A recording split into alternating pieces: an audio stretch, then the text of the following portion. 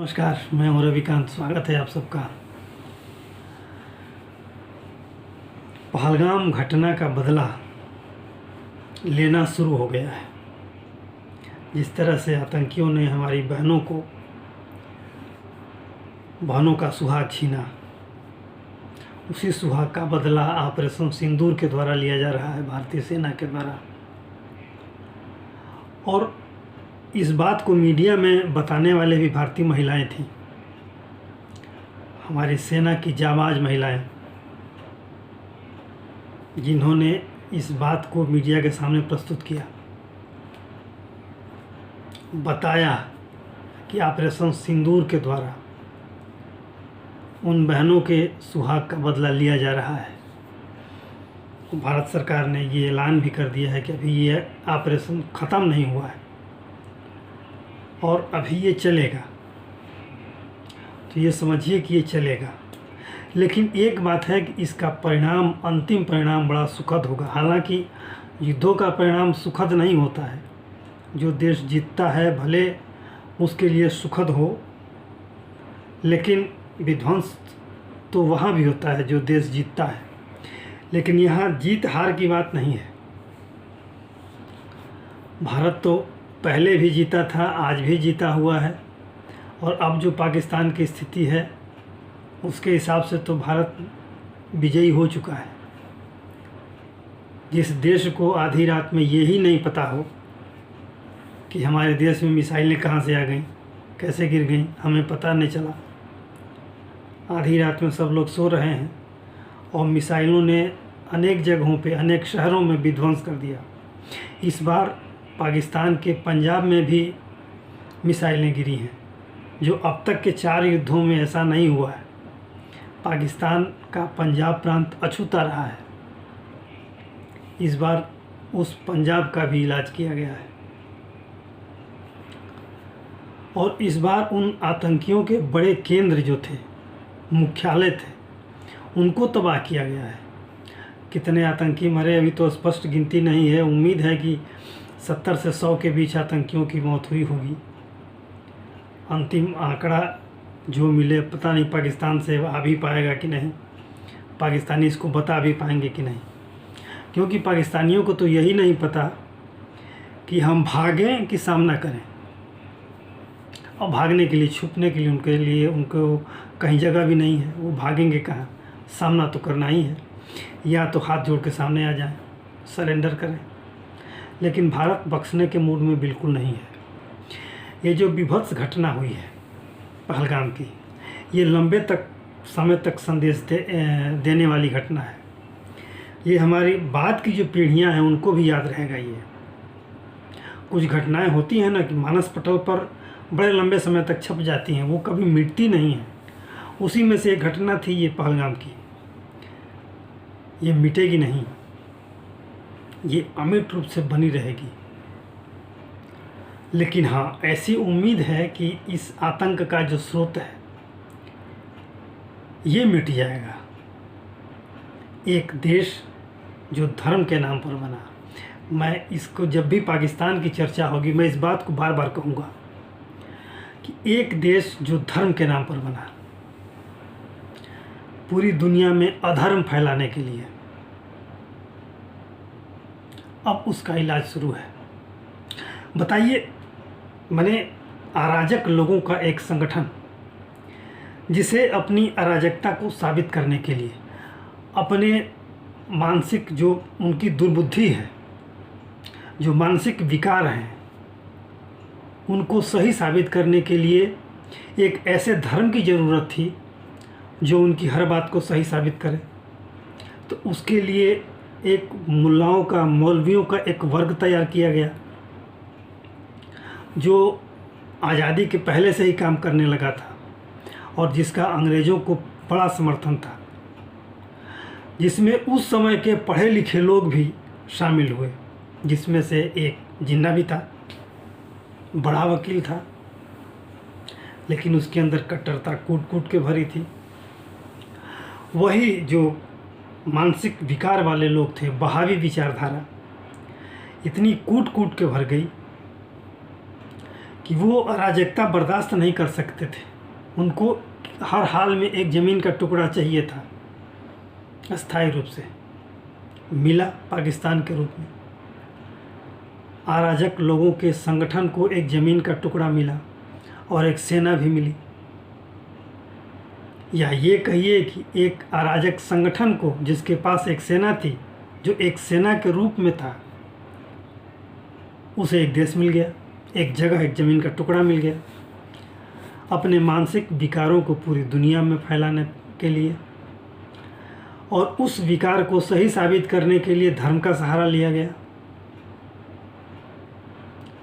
और उस धर्म और मानसिक विकार दोनों के सहयोग से जो विचारधारा निकली वो आतंक की विचारधारा थी। और उस विचारधारा ने भारत को तो डामाडोल किया ही, दुनिया के हर हिस्से को डामाडोल किया। और आप देखिए, इतनी बमबारी हुई, दुनिया के किसी देश ने कुछ नहीं कहा और सबने भारत का समर्थन किया। इस हमले से पहले ही पूरी दुनिया ने भारत का समर्थन किया।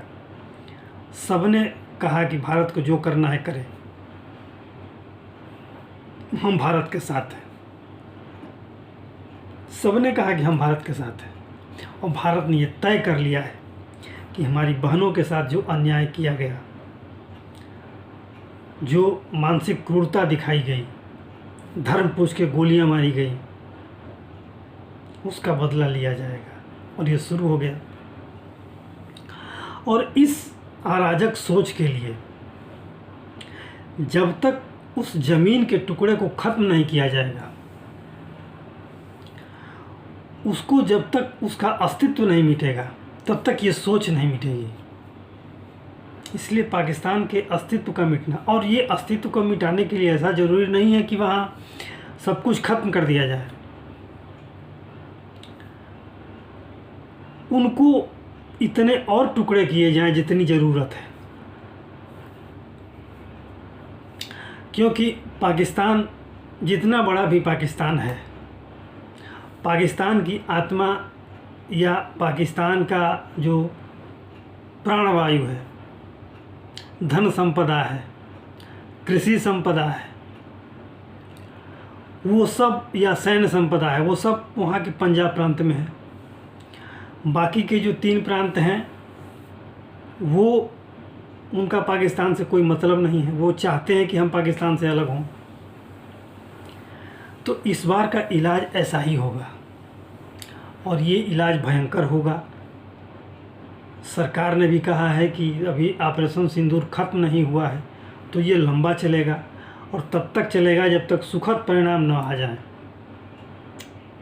आप देखिए, एक तरफ से अफ़गानी दबा रहे हैं, जो तालिबानी शासन है, जो तहरीक तालिबान है, पाकिस्तान के नाक में दम किए हुए है। एक तरफ बलूच पाकिस्तान के नाक में दम किए हुए हैं, और सिंध के मुहाने पर, कराची के मुहाने पर भारतीय नेवी लगातार युद्धाभ्यास कर रही है। तो परिणाम, संकेत सबको मिल रहे हैं,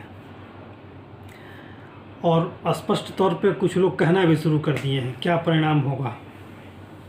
परिणाम जो भी हो, इस युद्ध का परिणाम बहुत सुखद होगा, और भारत में शांति के लिए, इस दुनिया में शांति के लिए, इस धरती के हर हिस्से में शांति के लिए पाकिस्तान का अस्तित्व समाप्त होना बहुत ज़रूरी है। और भारत ने उस राह पर कदम बढ़ा दिया है। इलाज शुरू है, कब तक चलेगा ये तो नहीं कहा जा सकता, लेकिन मोदी जी का संकेत आप समझिए। मोदी जी ने कहा है कि जब समय बहुत कम है, काम बड़ा है, इस संकेत को आप समझिए। जो भी होगा सीमित समय में होगा, लेकिन बहुत बड़े पैमाने पर होगा। फिर कहता हूँ कि एक मजहबी सोच के आधार पर, एक धर्म के आधार पर बना हुआ देश कितना अराजक हो सकता है, आप इसकी कल्पना करिए। क्या आप प्रत्यक्ष देखिए कितना अराजक हो सकता है। अरे वहाँ के लोगों के पास है क्या? जो भी है सेना के पास है, और सेना के बड़े लोगों के पास है वहाँ पाकिस्तान में। इसके अलावा वहाँ कुछ नहीं है। तो इस बार का जो इलाज है वो ज़रूरी है, क्योंकि जो बीमारी आज़ादी से पहले ही पैदा हो गई थी अखंड भारत में, आज़ाद होते होते वो बीमारी लाइलाज हो गई। जैसे ही ज़मीन का टुकड़ा मिला पाकिस्तान के रूप में, और वो लाइलाज बीमारी संक्रामक होती गई पूरी दुनिया में, ख़ास तौर से भारत में तो और भी ज़्यादा, क्योंकि भारत के पड़ोस में बना वो। उस लाइलाज बीमारी का इलाज अब शुरू हो गया है। उसका इलाज तो था, और अगर भारत के पूर्व की सरकारों ने कोशिश की होती तो वो 65 या 71 में उसका इलाज हो गया होता, स्थायी इलाज हो गया होता, लेकिन नहीं किया गया। अब उसका स्थायी इलाज शुरू हो गया है। उस पाकिस्तान का स्थायी इलाज मिल गया है, दवा मिल गई है। अब वो डोज कब कब कितना देना है वो हमारी सेना तय कर रही है। कैसे देना है, गोलियों के रूप में कि इंजेक्शन के रूप में, वो सेना तय कर रही है और दे रही है। कितने दिन में इलाज हो जाएगा वो समय तो अभी नहीं बताया जा सकता, लेकिन इलाज जल्दी हो जाएगा, क्योंकि दवाएं बहुत तगड़ी हैं। तो देखिए, और इसका इलाज इतना अनिवार्य है जितना इंसान के लिए अमृत की ज़रूरत है। ये इलाज इस विचारधारा के लिए, इस मानसिक विकार के लिए, इस मानसिक सोच के लिए बहुत ज़रूरी है। देखिए, एक बात है, जब भी कोई धर्म हो, कोई मजहब हो जिसे धर्म कहा जाए, ये क्रूरता और वहशियत कोई धर्म तो है नहीं, लेकिन जो वहशियत दिखाया गया है धर्म के नाम पर, ये एक मानसिक विकार है। और जब ये इस विचारधारा में एक नक्सली विचारधारा घुस जाती है, पहलगाम की घटना यही बात है। धर्म के नाम पर जो नक्सल विचारधारा है, धर्म अगर अराजक हो जाए, धर्म अगर नक्सली राह पर चलने लगे तो वो कितना विध्वंसक हो सकता है, आप सिर्फ कल्पना करिए। और ये अराजक लोगों ने यही किया 47 में। एक ज़मीन का टुकड़ा उस अराजकता को सही साबित करने के लिए ले लिया, और धर्म को बीच में ला करके उसको बार बार सही साबित करते रहे। और जब इस तरह की बात होगी तो ये बात ज़रूर आएगी जो मैं कह रहा हूँ। तो उन सुखद पलों के इंतज़ार में आज के लिए इतना ही। आशा है ये वीडियो आपको अच्छा लगा होगा। आपसे अनुरोध है कि आप इसे देखें, लाइक करें, शेयर करें और सब्सक्राइब ज़रूर करें। अगले वीडियो में फिर किसी नए मुद्दे पर हम आपसे मिलेंगे। धन्यवाद।